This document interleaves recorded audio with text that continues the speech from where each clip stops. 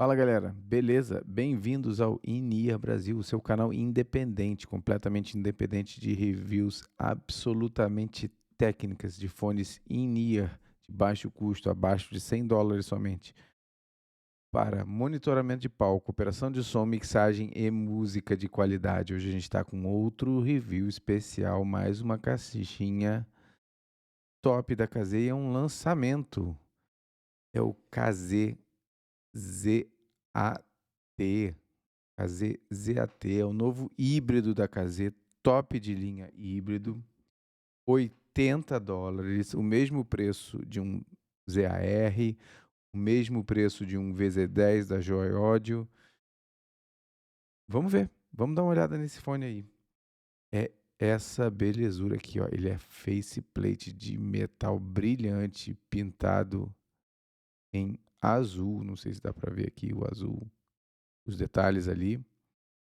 Tem um painel, que é um painel com switch bem melhor posicionado para a gente mexer nele. Os switches do VZ10 e do AS24, que tem dois painéis de switch, eles são muito pequenininhos. Esse aqui é muito mais fácil de você mexer nele. É um fone grande, é do mesmo tamanho do AS24. Ele chega a ficar um pouco para fora aqui, mas é um fone confortável. Tá? É mais um fone muito bem tunado, tanto é que eu não uso ele com a espuminha a borrachinha de espuma de memória. Uso ele com a borrachinha padrão da Emrys e é um fone muito bonito, pesadão, forte. Um fone bem legal, visualmente falando. O acrílico dele também é impresso em 3D com tubos para os drivers, tá? E vamos falar dos drivers, são 8 drivers de cada lado, é um driver a mais do que o ZAX. Eles são 8 BA e um driver dinâmico. O driver dinâmico dele tem 8 milímetros, não é um driver dinâmico potente, como o do ZAR, por exemplo, que chega a ser exagerado, mas é um driver dinâmico que chega lá, digamos assim. O veredito dele é que o driver dinâmico chega lá. E 8 BAs de 3 tipos. 30019 para as altas, 31736 a maioria deles e 29689, o mesmo do Pianist, o mesmo do S24, vários drivers, vários IEMs novos estão usando isso, né? Vamos ver como é que ele grafou primeiro, bora lá? Vamos ver. Tá aqui. Esse aí é ele com tudo desligado, tá? O que nota aí primeiro? Ele tem um pico pequeno ali na média, ele não tem aquela... Ele segura as baixas ali mais um tempo, tem uma pequena queda e tem um pico ali na média em torno de 1K. Um pico não, uma sobra ali. Isso quer dizer que os vocais dele são um pouquinho mais à frente, assim, são um pouquinho mais notáveis. Fica um bom in-ear, eu diria, para vocalista. Altas, boas, mas você vê que ele depois de 9K ali, ele cai. Passando por 9K, ele já cai para baixo da linha. Em 10K ele já está bem abaixo e isso quer dizer que ele perde um pouco a extensão, ele não tem uma extensão tão boa. Porque, como ele não tem um baixo muito presente, essa extensão não é tão notável quanto no ZAR, por exemplo, que perde completamente a extensão nas altas. Mas a extensão dele, eu diria que não é tão boa quanto um VZ10, quanto um AS24, quanto um ZAX. A gente vai ver isso depois. Tá? Essas são as duas coisas para anotar primeiro. Os switches dele são só 4 switches muito simples. Os primeiros 2 switches controlam o baixo, os outros 2 switches, o 3 e o 4, controlam, segundo o fabricante, as médias e as altas. Mas vamos dar uma olhada nisso aí. Switch 1 e 2, perfeito. Controle de alto, de baixo ali, vai aumentando. Eu uso ele com os dois. Eu prefiro usar ele com os dois switches ligados, para chegar mais próximo da curva. Mas o que ocorre? O que ocorre aí? Ocorre o seguinte: ocorre que ele não acompanha a curva como um VZ10. Ele deixa o foco dele é nos graves, não é no subgrave. Então ele deixa uma barriguinha ali de grave, um subgrave um pouco mais contido, ele gera uma situação de grave um pouco diferente, tá?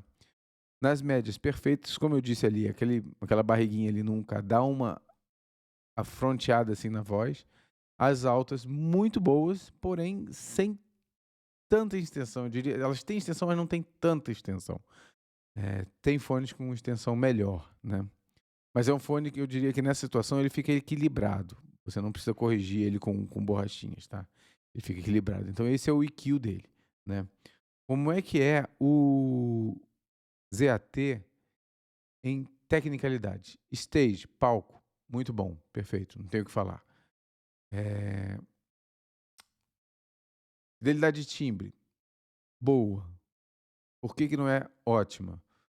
Por causa do pico ali por causa da barriguinha das médias, por causa da ligeira, é tudo muito ligeiro. Esse fone é muito bom, é tudo muito ligeiro. Uma ligeira,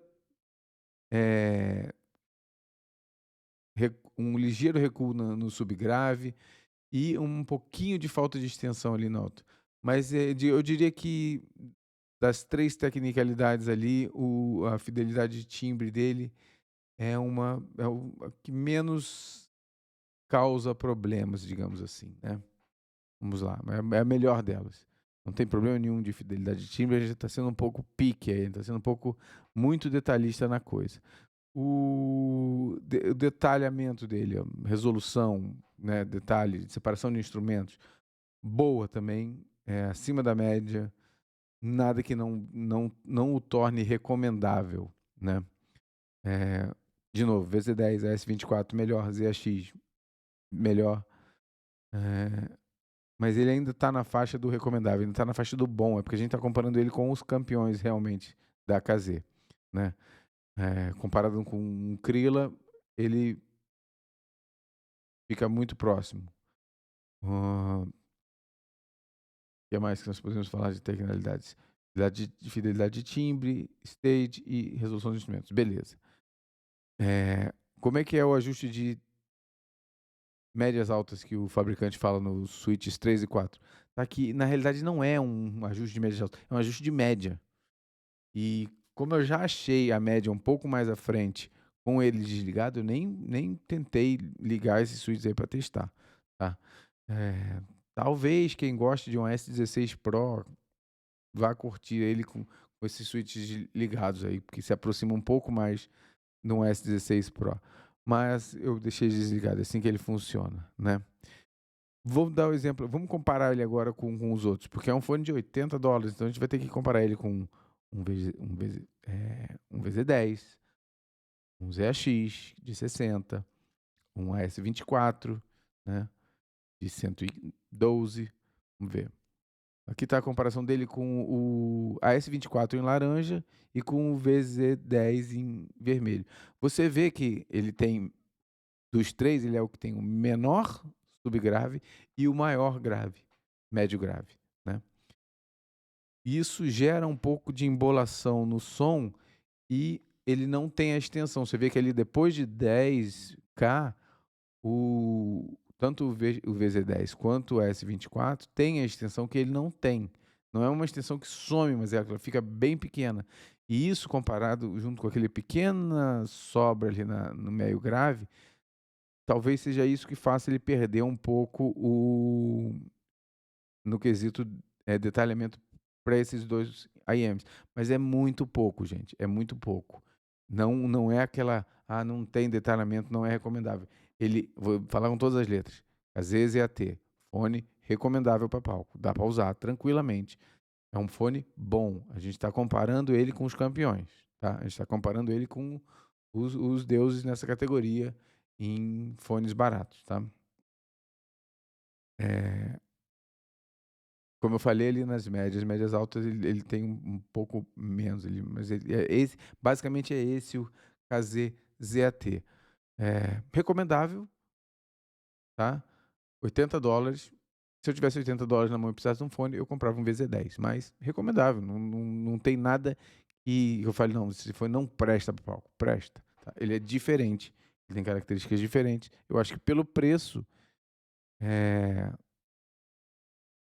um VZ10 faz um trabalho melhor, ok? Mas um VZ10 também é um pouco maior, ele já é um fone grande, o VZ10 é um pouco maior, apesar de não ter problemas de encaixe. Os controles do VZ10 são um pouco mais difíceis de acessar e por aí. Então, tá aqui, KZ ZAT. Recomendável para palco, passou nos testes. A única nota é que por $80 tem coisa melhor, ok? Beleza? Um abraço, fiquem com Deus.